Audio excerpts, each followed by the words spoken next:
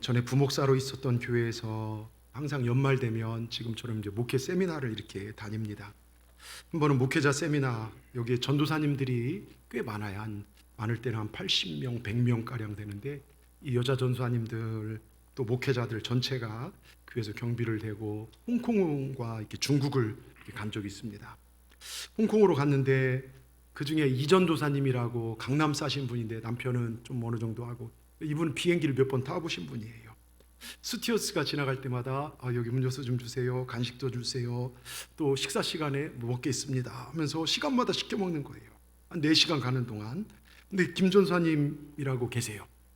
그분 아주 열심히 기도하신 분인데 시골 분이에요. 이제 올라와서 스튜어디스가 지나가서 뭘 드시겠습니까? 물어보면 전 안 먹습니다. 괜찮습니다. 그렇게 거절하고요, 4시간 동안 아무것도 안 먹고 갔어요. 이 전사님 내리면서 아유 전사님 왜 비행기에서 아무것도 안 드셨습니까? 아이고 제 주머니 사정이 좀 안 좋아서 못 먹었습니다. 아니 전사님 무슨 말씀이십니까? 거기서는 밥을 몇 그릇 잡수셔도 상관없고 음료수 몇 병을 잡수셔도 괜찮은데 왜 그랬습니까? 뭡니까? 무식한 게 죄였죠. 이제 딱 해서 온 일행이 호텔에 도착했습니다. 호텔에 여장을 풀고 이틀인가 묵고 나오는데 호텔 로비가 막 시끌시끌해요. 그래서 뭔가 봤더니요, 이 김 전도사님 사용료가, 그 방에 사용료가 엄청 나온 거예요. 내용인적 보니까요, 이분이 냉장고 안에 있는 음료수를 다 꺼내 먹은 거예요. 아니 비행기 안에서 공짜라고 하지 않았습니까? 아니 비행기가 공짜라겠죠. 호텔이 공짜라겠습니까? 여러분 호텔 들어가면요, 프리텍스라고 해서 이 텍스가 붙어있는 것만 공짜로 먹는 거지, 아무거나 먹으면요 이게 몇십만 원이 나와요. 그래서 그 돈을 고스란히 다 냈어요. 여러분 잘 들으십시오. 성령님이 주시는 것, 하나님 말씀은요, 어떤 말씀 받아들이면 그게 쓴소리든 좋은 소리든 받아들이면 내 삶에 보약이 돼요. 그런데요 여러분, 아무거나 마귀가 주는 거 먹으면 좋을 것 같지만 그건 망하는 길입니다. 여러분 꼭 기억하시기 바랍니다. 오늘 말씀 잘 받아들이시기 바랍니다. 절대로 말씀 평가하거나 정말 하지 마시고 은혜로 받아들이시기 바랍니다. 그럼 우리 가운데 은혜가 넘쳐나게 될 줄 믿습니다. 오늘 말씀에는 기원전 8세기 유다 왕국의 10대 왕 우시아에 관한 이야기를 좀 우리가 나누고자 합니다. 우시아 이름의 뜻은 여호와는 나의 힘, 하나님이 나의 힘이다 뜻이고, 정말로 여호와 하나님이 힘삼아서 큰 축복을 받아요. 근데 우리가 읽지 않았지만 그 말년에 자기가 교만해서 뭐 된 것 마냥 제사장의 위치까지 갔다가 비참하게 끝났지만, 하나님 말씀 안에 있는 동안은 여호와가 힘돼서 큰 복을 받은 왕입니다. 왕이 축복받으니 백성은 당연히 축복을 받게 됐고, 여러분 내가 하나님의 축복받으면요, 내 가정도 내 이웃도 복을 받는다는 것, 저는 우리 동산의 모든 분들이 이런 축복의 통로가 되기를 주의 이름으로 축원합니다.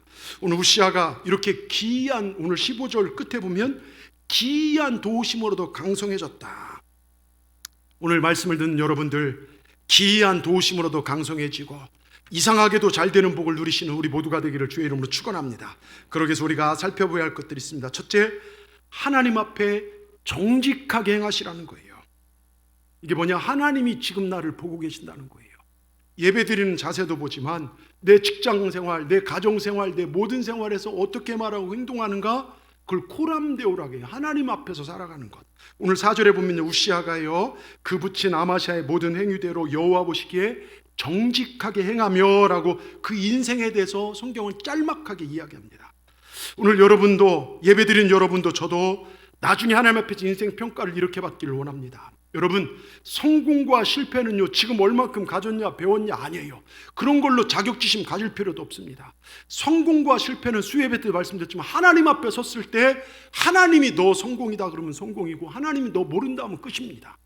성공과 실패는 세상 가치가 아니라 우리 믿음의 사람들은 하나님의 가치로 바라봐야 돼요. 여러분, 내가 보기에 잘했다 이건 아니에요. 하나님 보시기에 정직하다, 잘했다 평가받으시는 우리 동산의 모든 분들 되기를 주의 이름으로 축원합니다. 앞서 25장 2절에는요, 우시아의 아버지 아마샤 왕에 대한 평가가 나오는데, 여호와 보시기에 정직하게 했는데 온전한 마음으로 행하지 않았다는 거예요. 여러분, 하나님은 내가 온전한 마음으로 예배하는지, 온전한 마음으로 하나님을 섬기는지, 아깝게 섬기는지, 대충 섬기는지, 신령과 진정으로 섬기는지 하나님이 모르시겠습니까? 하나님 우리 중심을 보고 계신다는 걸 꼭 기억하시기 바랍니다. 사람의 눈, 세상의 눈은 우리를 위축하게 만들고 세상의 소리는 우리를 구원할 수 없어요. 오히려 세상의 소리 우리는 하나님부터 멀어지게 만듭니다. 그러니까 우리는 하나님의 소리에 귀를 기울이고 하나님 보시기에 정직하게 행해야 합니다. 우시아는요, 여호와 보시기에 정직히 행한 사람이라고 했는데, 그럼 정직히 행했다는 게 무엇일까? 바로 말씀대로 갔다는 것입니다.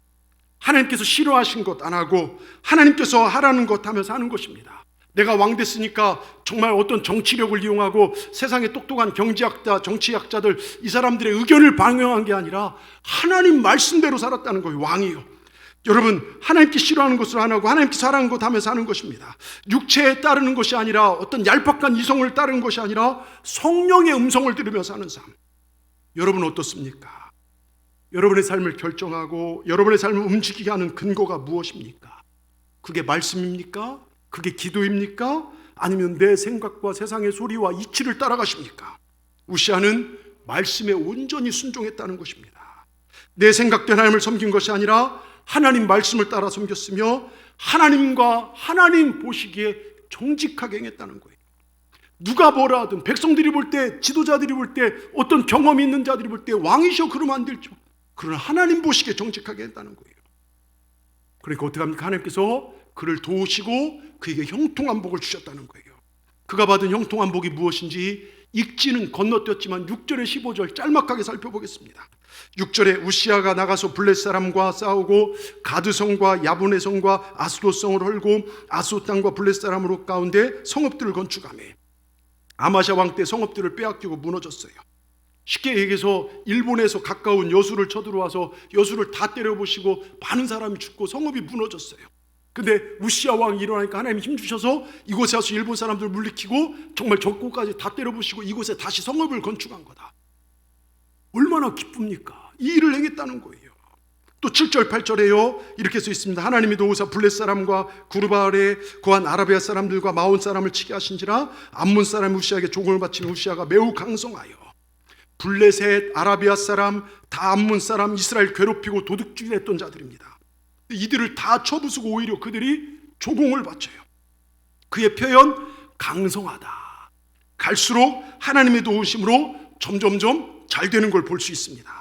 9절 10절 보십시오. 좀 띄어서 읽겠습니다. 문과 성 구비에 망대를 세워 견고하게 하고 물 웅덩이를 많이 팠어. 이게 뭡니까? 저수지를 팠다는 거예요. 댐을 만들었다는 거예요. 평야와 평지에 육축을 많이 기르고 산과 좋은 밭에 농부와 포도원을 다스린 자를 두었으니 농사와 목축업이 잘 되어 경제적으로 풍성하게 됐다는 거예요. 하나님이 지혜 주시고요. 또 하나님이 정말 순종하니까 비를 내려주시고요. 12절 13절 군사가 많으니 족장의 수가 2,600명 모두 큰 용사요 큰 수하의 군대가 30만 7,500명이라 군사가 강성해졌어요. 국방이 튼튼하니까요 적군이 넘보지 못한 나라가 됩니다. 여러분 국방이 튼튼해야 합니다. 그 14절 뭐라고 할 수 있습니까? 우시아가 그의 온 군대를 위해 방패와 창과 투구와 갑옷과 활과 물레도를 준비하고 뭡니까? 군사도 강성해질 뿐만 아니라 군사 물자도 충분히 준비해서 전쟁에 싸울 수 있었고 15절 뭐라고 할 수 있습니까? 무기를 들고 재주 있는 사람들 그걸로 무기를 만들어서 여러 가지 그걸 해서 정말 군수 물자도 잘 확보했다는 것입니다. 그러니까 그의 이름이 멀리 퍼지면 기이한 도우심으로도 강성해졌더라. 나라 안가박이 잘 돼요. 경제가 살아납니다. 국방과 외교가 살아납니다. 백성들이 잘 삽니다. 우시아 왕은 어떻게 이렇게 형통하게 됐을까요? 그가 한 건 뭡니까? 말씀대로 순종하고 여호와 하나님을 부지런히 찾고 하나님 앞에 정직하게 행했던 것뿐인데 하나님 그에게 기이한 도우심으로 강성하게 했다는 거예요. 여러분 기억하십시오. 내 노력으로가 아니라 하나님의 도우심으로 말미암아 강성하게 됐다. 우시아 하나가 형통하니 온 백성이 형통하게 되었다는 것입니다. 나라가 부강해졌습니다. 얽히고 설켰던 외교 문제들이 해결됐습니다. 마음만 먹어도 그 수원들이 술술 풀렸습니다. 여러분 내가 하나님 앞에서 바른 믿음으로 살면요 나를 통하여 하나님 기이한 도우심으로 이상하게도 저 사람은 참 이상하게도 잘 돼. 이런 복을 받게 될 줄 믿습니다. 여러분 우리가 조그만 사업을 하고 장사를 해도요 때론 거짓과 진실 사이에 갈등을 느낄 때가 있어요.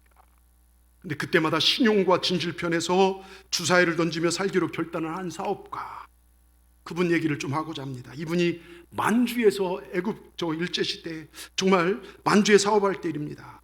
큰 무역상이 만주 일대에서 대량으로 수거한 콩을 사서 중국인들에게 소매로 판매하는 중개업, 중간 마통 중개업을 했었어요. 한 번은 큰 계약을 성사시켰는데 계약한 콩을 넘기기 전에 갑자기 콩값이 폭등을 했어요. 그러니까 위약금을 물어주고 다른 상인들에게 콩을 넘기면 엄청난 이익을 남길 수 있는 그런 상황이었습니다. 대부분 중개업자가 그렇게 했고 중국 소매 상인들도 이건 뭐 어쩔 수 없는 일이라 하고 받아들인 형편이었는데, 근데 그는 쉽게 큰 돈을 벌을 수 있는 유혹 앞에 고민했죠. 근데 그는 하나님이 싫어하신다. 결국 내용을 그대로 행했습니다. 오히려 싼 값에 콩을 넘겨받게 된 중국 상인들이 불편한 마음에 얻게 될 이익의 반을 그에게 준다고 했지만요, 안 받았어요. 이후요 이 일은 중국 상인들 사이에 화제가 되었고, 그리고 중국 상인들은 너도 나도 앞다퉈서 이 사람과 거래를 하겠다고 연락 왔다는 것입니다. 그러다 해방이 되고 서울에 있는 한 은행에 와서 대출을 받아 작은 규모의 사업을 운영하던 그가 갑자기 6.25가 터졌어요. 한시바삐 피난을 떠나야 할 형편이었습니다. 근데 피난길에 오를 준비를 하던 중 자신이 빌린 돈을 은행에 갚아야 할 기일이 된 것을 알고 피난 중에 돈을 이만큼 가방에 싸서 은행으로 찾아갑니다. 전쟁이 나자 사람들은 돈이 될 만한 것이면 뭐든지 챙겨서 떠나는 상황인데 그는 거꾸로 돈을 들고 은행을 찾아갔어요. 여기 빌린 돈 갚으러 왔습니다. 이분은 돈이 든 가방을 정말 열며 은행 직원을 불렀습니다. 은행 직원이요, 이분을 보고 아주 난처 않은 표정으로 말합니다. 지금 빌린 돈을 갚겠다고요? 전쟁통의 대출 장부가 어디인지도 모릅니다. 장부 일부는 부산으로 다 보냈고 일부는 분실됐습니다. 돈을 빌린 대부분 사람들은 돈을 갚지 않아도 된다고 생각하는 마당에 당신은 참 특이하네요. 그래도 갚으시겠어요? 은행 직원의 말에 잠시 어떻게 할지 고민했어요. 사실 갚을 돈을 은행 직원에게 준다고 해서 그 돈을 은행 직원이 자기 주머니에 넣지 않는다는 보장이 어디 있겠습니까? 근데 이분은요, 여러 생각 끝에 돈을 갚기로 결심하고 은행 직원에게 영수증에 돈을 받았다는 도장을 찍어달라고 했고, 은행 직원은 이분의 뜻에 따라 돈을 받고 자기 인감 도장에 찍힌 영수증 건네줬어요. 그리고 6.25 전쟁이 끝난 후 이분이 가족들을 데리고 제주도에서 군납 사업을 시작했는데요, 신선한 생선을 공급하는 일을 맡게 되어 갈수록 막 판로가 막 물량이 늘어지자 그가 이거 원양어선을 구입해야겠다, 큰 배를 구입해 마음먹었습니다. 근데 수중에 돈이나 담보물 들 게 하나도 없어요. 자기 능력만으로 돈을 도저히 배를 구할 수 없어서 사업자금을 마련하기 위해서 부산에 은행이 있어서 부산으로 갔어요. 융자를 신청했는데요, 전쟁이 막 끝나느라 모든 것이 불확실한 상황에서 대출이 안 된다고 대출 불가라는 평가가 나왔어요. 대출 받기를 포기하고 은행문을 나서려다가 내가 전쟁 중에 피난길에 서울에서 갚은 빚이 잘 정리되었는지 한번 알아봐야겠다 생각이 들어서 발길을 돌려서 예전에 그 받은 영수증을 은행 직원에게 보여줬습니다. 그런데 이 한 장의 영수증이 이분의 모든 상황을 뒤바꿔 놨어요. 영수증을 본 은행 직원이 깜짝 놀랐습니다. 바로 당신이 그 사람이군요. 피난 중에 빚을 갚은 사람이 있다고 해서 전해 듣을 때 세상에 이런 사람도 있구나 생각했습니다. 당신의 정직함은 은행가의 전설처럼 회자되고 있습니다. 직원은 그를 은행장의 방으로 인도했고, 은행장은 당신처럼 진실하고 정직한 사업가를 만나본 적이 없습니다.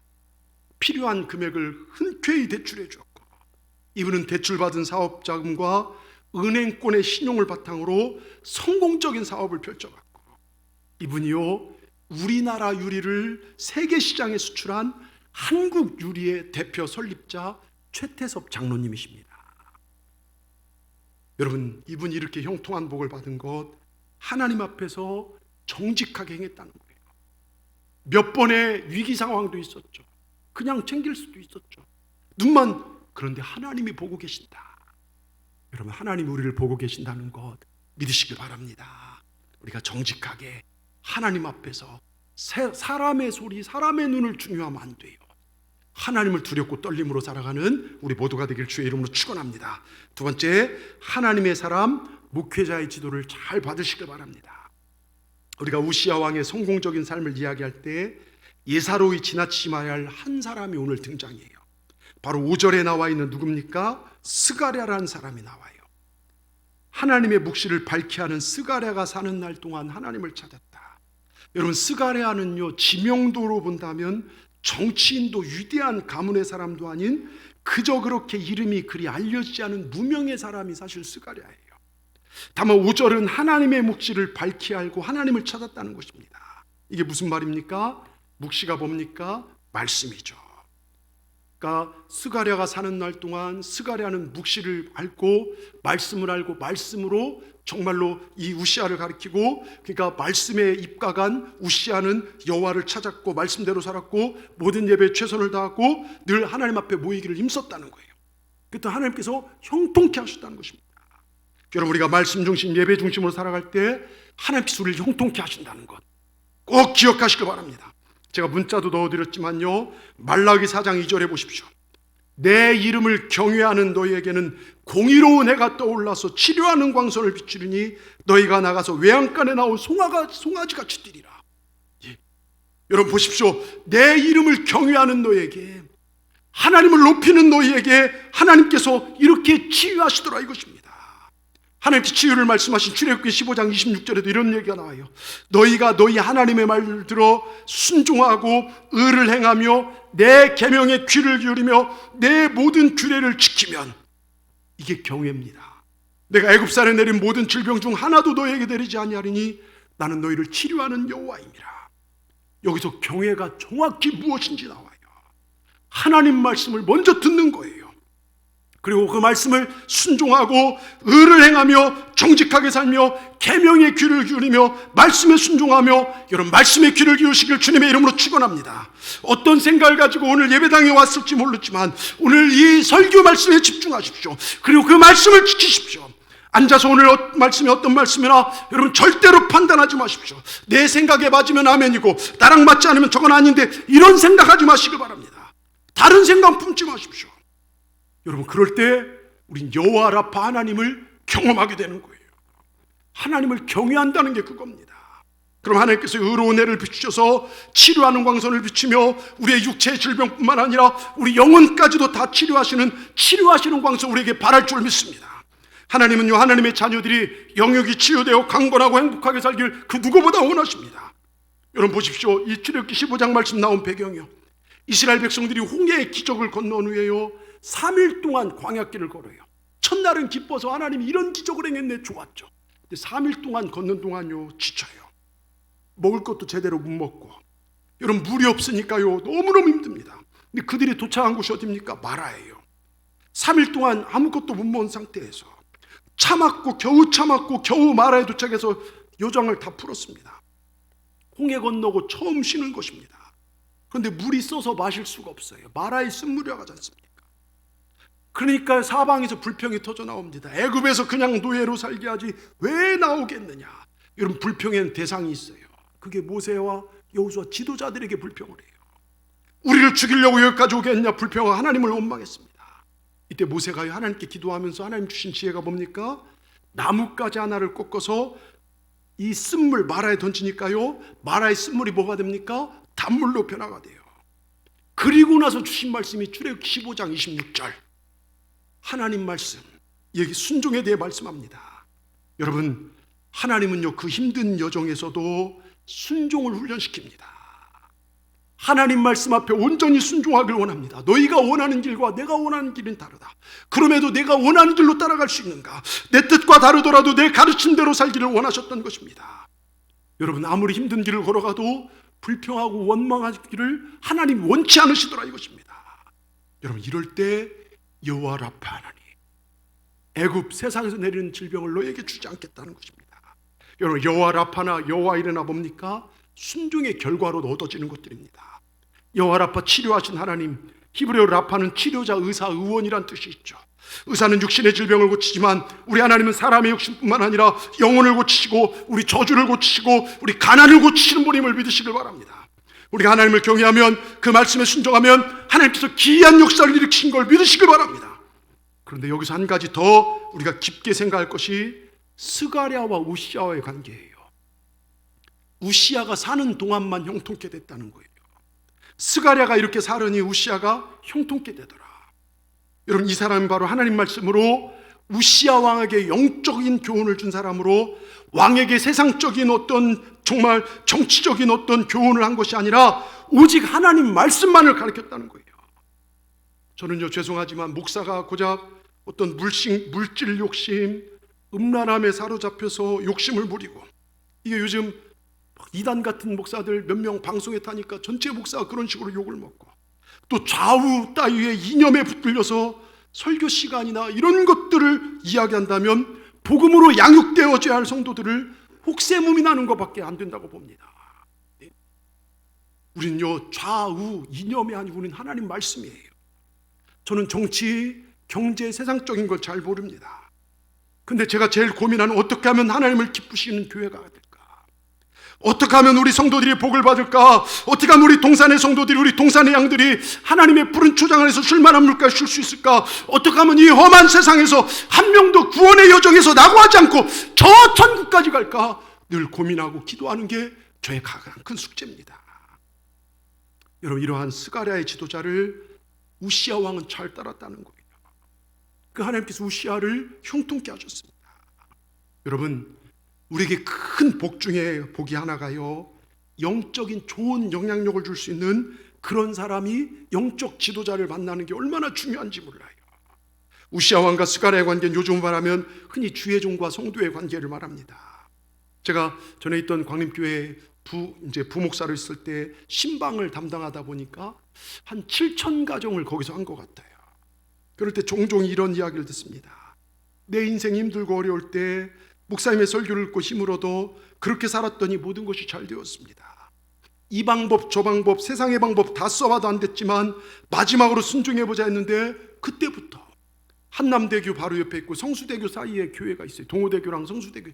그런데 거기서 자살하려고요, 산 그 다리에 올라갔다가 십자가 보고 마지막 내가 한번 말씀 교회 가서 예배드리고 죽자, 그다 말씀 듣고요 순종하면서, 그때부터 일어난 게 여러분 CTS 감경철 장로님, 그 여러 제가 가서 예배드리는 그 정말 담토회 회장님도 그럴 거예요. 여러분, 말씀에 순종할 때 그때부터 기이하게 풀립니다.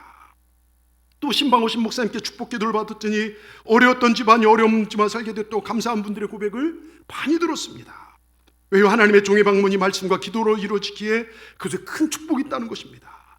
근데 그렇게 신방을 사모하고 예배를 사모하고, 비록 나이는 어리지만 30대 이제 막 초반에서 30대 중반으로 넘어가는 그 사이지만 깍듯이 존중하고 주의 종으로서의 예절과 인격을 지키며 배운 바도 훨씬 높고 사회적으로 다 높지만 하나님의 종으로 여기기에 온전한 섬김을 한 그들을 보면서 결국 하나님이 높이시더라 이거예요.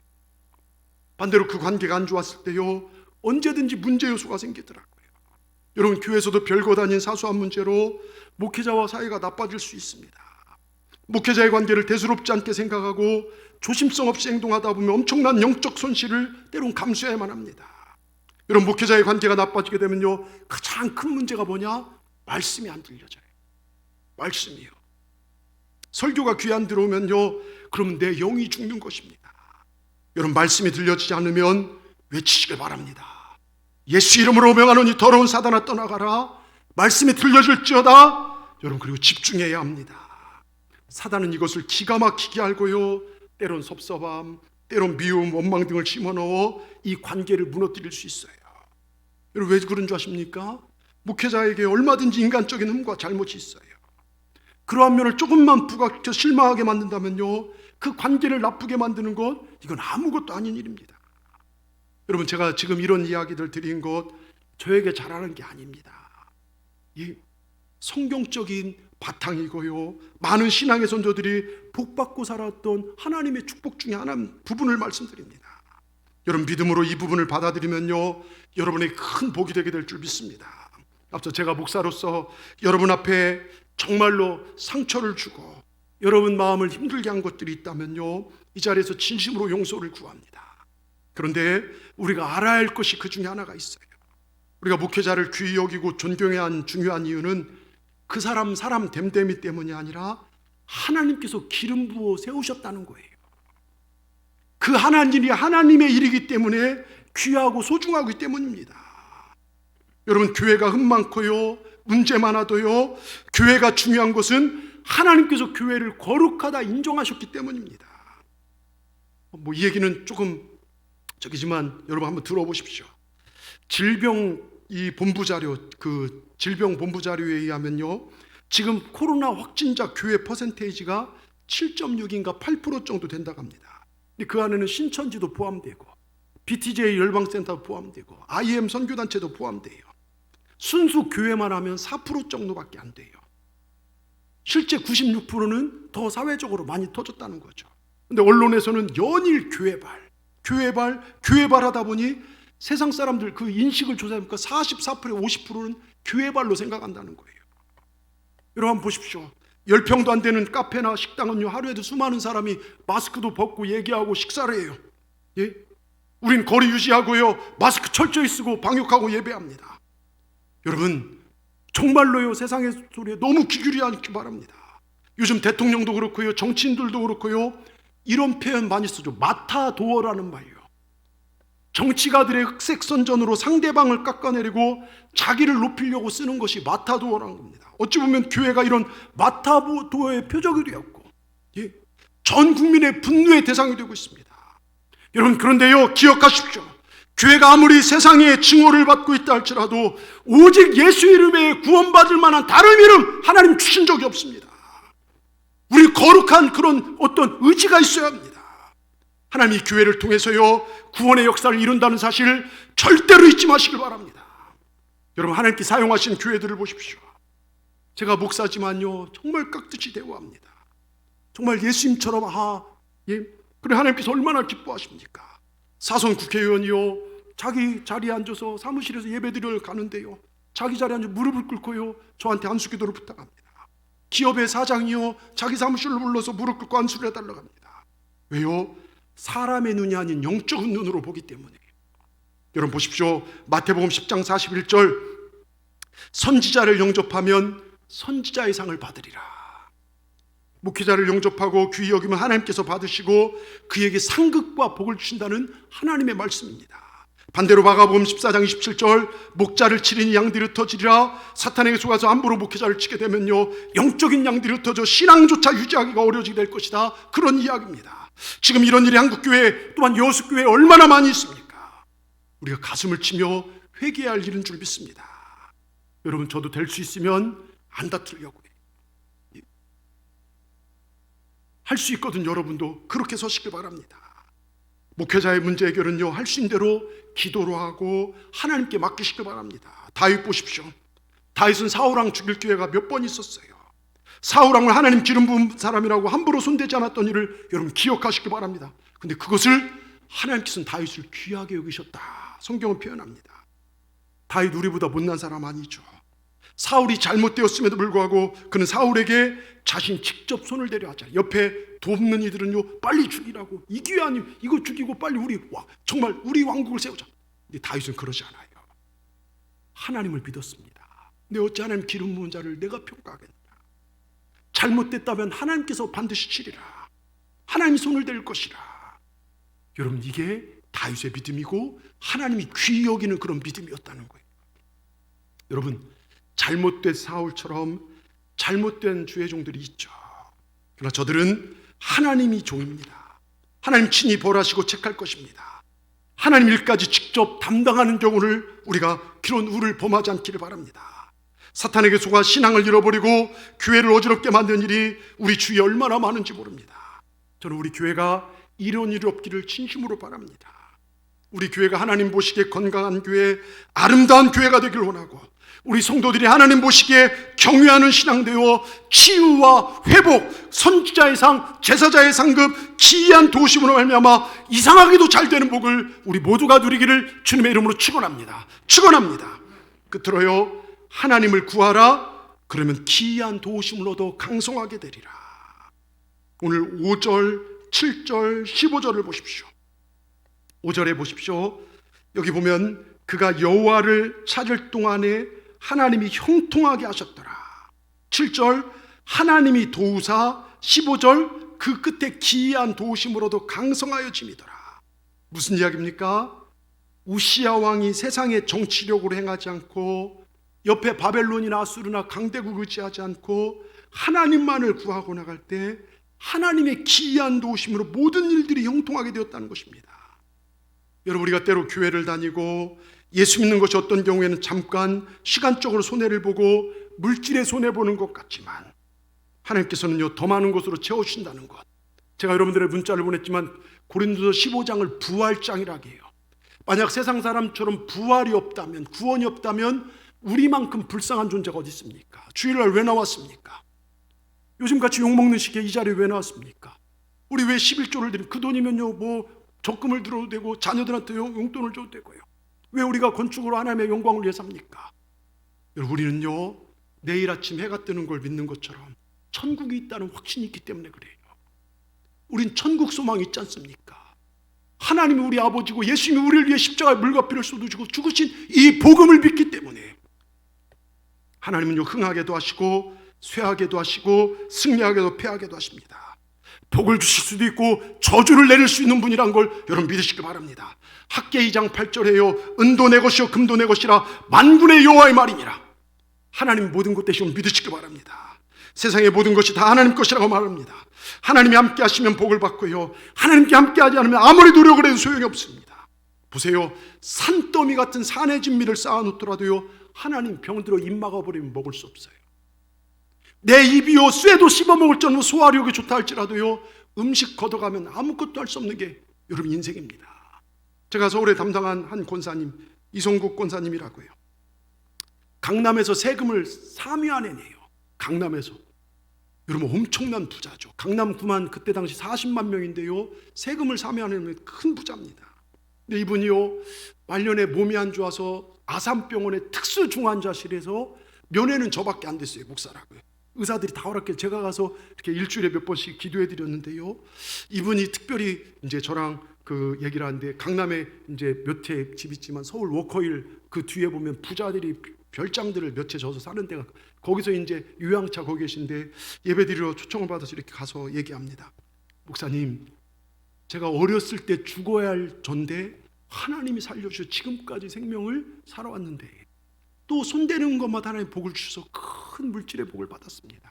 여러 교회를 돕고 많은 목사님을 도왔는데, 그런데 이렇게 계속 몸이 아파서 병원에 가서 이제 죽을 날을 기다리는데 보니까 내가 산더미 같은 음식 좋은 거 쌓아도 하나님께서 입 막으면 아무것도 아님을 알게 됐고, 아무리 많은 걸 가졌다 할지라도 입 있어도 정말 먹을 것 없으면, 입이 있어도 먹을 것 거도 아무것도 아닌 걸 깨닫게 됩니다. 하나님이 주권자십니다. 여러분 저는 그 말을 믿습니다. 하나님이 주권자 되십니다. 여러분 믿으십니까? 하나님께 내 인생의 주권이 달려있음을 인정하고 믿으시기 바랍니다. 사람 의지하지 마시고 오직 하나님만 의지하시는 우리 모두가 되기를 주님의 이름으로 축원합니다. 제가 이런 분들 두 분을 소개하고 말씀 마칠게요. 서울의 교회 성가대로 섬기는 한 분이 국립합창단에 있었어요. 여러분 국립합창단이면 모든 음악하는 사람 들어가고 싶어하는 최고의 어떤 위치입니다. 이 국립합창단에 어느 날 4월 초파일 석가탄신 행사에 나가서 찬불가를 부르게 됐어요. 근데 이분이 제가 이분이 이렇게 믿음이 좋았나? 왜냐하면 사실 큰 교회, 대형 교회 성가대들은요 자기 마음대로 해요. 1부 때는 이 교회 가서 하고 2부 때는 저 교회 가서 해서 한 번 할 때마다 10만 원, 20만 원씩 받으니까요 그 용돈 삼아 이렇게 하는 분들이 있어요. 근데 이분이 단호하게 말합니다. 저는 예수 믿는 사람으로서, 교회 성가대원으로서 제 입으로 찬불가를 부를 수 없습니다. 근데 그 단장이요, 그래도 나와야 된다. 너는 여기 합창단에 속했으니까 합창단에, 국립합창단에 속해서 나라에서 월급을 주는 준공무원과 다름이 없는데 그러니까 빠지면 안 된다. 아닙니다. 제 신앙에 이건 있을 수 없습니다. 저는 참여할 수 없습니다. 연습도 안 나갔어요. 행사에 빠졌습니다. 징계위원회 회부되어서 몇 달 후에 합창단에서 잘려요. 어떻게 그 합창단까지 들어갔는데, 독일까지 유학 갔다 오고 어떻게 공부를 했는데요, 그것을 이루기 위해서 그렇게 노력했는데 고작 믿음 문제 하나로 빠집니까? 그냥 눈 딱 감고 의미 없이 그냥 부르면 되는 것 아니겠습니까? 그 자리까지 가기 위해서 얼마나 많은 시간과 물질을 받고 열정을 쏟아부었는데 아까운 것 아니냐 이거예요. 근데 믿음 지켰어요. 그분 그런 얘기, 내가 한 번, 두 번, 세 번 자꾸 타협하다 보면 교회 나와서 노래를 부르나 절에 가서 노래를 부르나 똑같은 존재가 될 것 같고, 주님의 이름을 배반하면서도 마음의 꺼리낌도 없이 죄 가운데 휘둘려 다닐 수 있는 믿음을, 이런 건 믿음이 아니다. 저를 지켰습니다. 내가 불리옥이 오고 내가 직장을 관두게 되나 아니더라도 나는 내 믿음을 지키길 원합니다. 그러면서 이렇게 기도해요. 주님 함께하여 주옵소서. 내 일생 살아가는 동안 예수님의 이름, 날 위해 몸버려 피 흘려 돌아가신 예수님 이름을 배반하지 않게 하여 주시옵소서. 근데 그렇게 끝났을까요? 여러분, 하나님께서는요 더 좋은 곳으로 인도하셔서 지금은 대학 교수가 됐어요. 서울 무슨 하여튼 예술 쪽, 제가 이름이 잘, 예술계통이 우리나라에서 유명한 서울예대인가요? 그 교수 되고 월급도 많고요, 명예도 높고요, 하나님을 마음껏 찬양하는 삶으로 쓰임받고 있습니다. 세상적으로 보면 네가 미쳤구나, 그 좋은 자리에 남들 다 들어가기 원한 자를 때려치며 정신 나간 것 같지만 하나님 눈으로 보면 네가 진짜 복되도다. 이 시대에 네가 나를 사랑하는구나, 참으로 복되도다. 여러분, 칭찬받을 주인공이 되더라 이것입니다. 여러분, 하나님이 함께 하시면요 이상하게 잘 되는 기이한 도심의 역사가 일어납니다. 전혀 생각하지도 못한 놀랍고도 기이한 역사로 도와주시더라 이것입니다. 어느 때까지 세상과 계산과 이성과 말씀 앞에서 여러분 흔들리시겠습니까? 우리는 하나님께 온전히 뿌리 두고 살아가는 우리가 되기를 주의 이름으로 축원합니다. 여러분, 우시아처럼 하나님 기쁨이 되게 하여 오직 말씀대로 나아갈 때, 손해도 감수하며 살아갈 때, 내 인생에 지금까지 보지 못했던 기이한 역사가 우리 삶 가운데 온다는 것입니다. 여러분, 절대로 우리 하나님, 우리가 안 되시길 원하지 않아요. 우리가 복된 길, 믿음의 길을 걸어가길 원하십니다. 한 분을 더 말씀드리고 마칠게요. 10살 때 우리나라 6.25 전쟁이 터지는 바람에 전쟁으로 졸지에 부모님을 다 잃어 고아가 되고, 친구들하고 놀다가 폭탄이 터진 바람에 두 눈을 다 날려버렸어요. 김선태라는 학생이 있었습니다. 부모도 없고 두 눈이 멀게 된 삶이라 빌어먹는 거지밖에 할 수가 없었습니다. 이 추운 겨울에요, 발이 얼어서요 동상에 걸리기도 하고 썩은 음식 먹어서 하루에도 수십 번 설사 식중독으로 죽을 고비를 넘기고, 그 고난 말로 다 할 수가 없었습니다. 온나무 옆에 자다가 그 나무 오똑이 올라갔고요, 온몸에 발진이 나기도 하고. 근데 그 절망 가운데 우리 예수님을 만났어요. 주님을 만났습니다. 버림받은 인생이 십자가의 주님을 만났습니다. 부모가 안 계시고 앞을 보지 못하니 그 누구도 자기를 돌봐주지 않는데 주님이 만나서 그 얘기를 인도하기 시작합니다. 우리 주님 만나기 전까지는 자기 혼자 절망 속에 살았지만 주님 만난 후에는 오직 하나님 중심으로 변화되니까 하나님께서 그 일생을 인도해 주시고 모든 은혜를 그에게 부어풀어 주셨습니다. 오늘날 춥고 추운 그 밤 바닷가에 울면서 기도하는데, 울면서 추운 바닷가에서 혼자 기도하는데 주님께서 말씀하십니다. 선태야, 너 아무것도 없는 것 같지? 그런데 내가 너와 함께한다. 나는 너를 사랑한다. 내가 사랑하면 너에게 희망이 있다. 마음에 근심하지 말라. 나를 믿으니 내가 너를 도와주리라. 이 음성이 들려오니까 눈물이 터져 나온 거예요. 하나님, 제가 좌절하지 않겠습니다. 하나님만 바라보겠습니다. 열심히 주님 앞에 나와 부르짖고 아뢰었더니요, 하나님께서 그때부터 문을 열어주신대요. 공부할 수 있는 은혜를 주셨어요. 그래서 숭실중학교, 인천의 숭실고등학교, 숭실대학교를 졸업하고요, 여러분 장로회 신학대학에서 또 신학 공부를 하고 미국의 맥코믹 신학대학원의 목회학 박사학위를 받고, 그 후로 본인의 꿈이 뭐냐? 남자 헬렌 켈러가 되게 해달라고 했는데요, 학위도 소유하고 장애인들, 특별히 시각장애우들을 위해서 학교도 세우고 점자 성경과 찬송가도 보급했고 1000명이 넘는 시각장애인들에게 장학금도 지불하고, 지금 현재로 20만 명이 넘는 시각장애인들의 실명 예방과 개안 수술, 그리고 실루암 안과 병원과 실루암 시각장애인 복지관, 실루암 요양원, 앞을 보지 못하는 맹학생들의 학습 지원을 위한 설립원 학습지원센터를 설립 운영했다는 것이죠. 어마어마한 일을 이 사람을 통해서 이뤘어요, 하나님께서요. 그분이 이렇게 고백합니다. 저는 절망의 구덩이에서 인간 최하의 거지 생활하며 살았습니다. 그때 내 꽁꽁 얼었던 몸을 따뜻하게 녹일 수 있던 유일한 방법은 오직 아침에 태양볕 아래 쭈그리고 앉아있는 것이었습니다. 누구나 인생의 어두운 순간을 만날 때가 있습니다. 그러나 그 순간 우리는 알지 못하지만 내 인생 어디에선가 어떤 모양으로 비추는 하나님의 인도하시는 따뜻한 태양볕이 있기에 절대로 삶을 포기하지 말아야 합니다. 하나님께서는 최악의 인생을 최고의 인생으로 인도하십니다. 여러분 믿으십시오. 하나님 최악의 인생을 최고의 인생으로 인도하십니다. 제가 여러분에게 말씀드렸습니다. 여러분, 우리가 모든 영광 하나님께만 돌리십시다. 오직 주님만을 바라보십시다. 좌절하지 마십시다. 그리고 하나님 말씀대로 살아가 보십시다. 최악이 변하여 최고로 변화될 줄 믿습니다. 내가 계획하고 살아가는 인본주의적 삶은요, 허무하고 뜻대로 안 되고 무너질 때가 많습니다. 우리 짧은 인생입니다. 앞으로 50년 뒤에 여기 몇 분이나 남아 계실까요? 저 빼놓고 애들 몇 명 빼놓고요. 예? 여러분 정말 우리는 50년 안에 주님 앞에 제가 앞으로 장례를 치를 분들이 여기에도 무수히 많으실 겁니다. 예?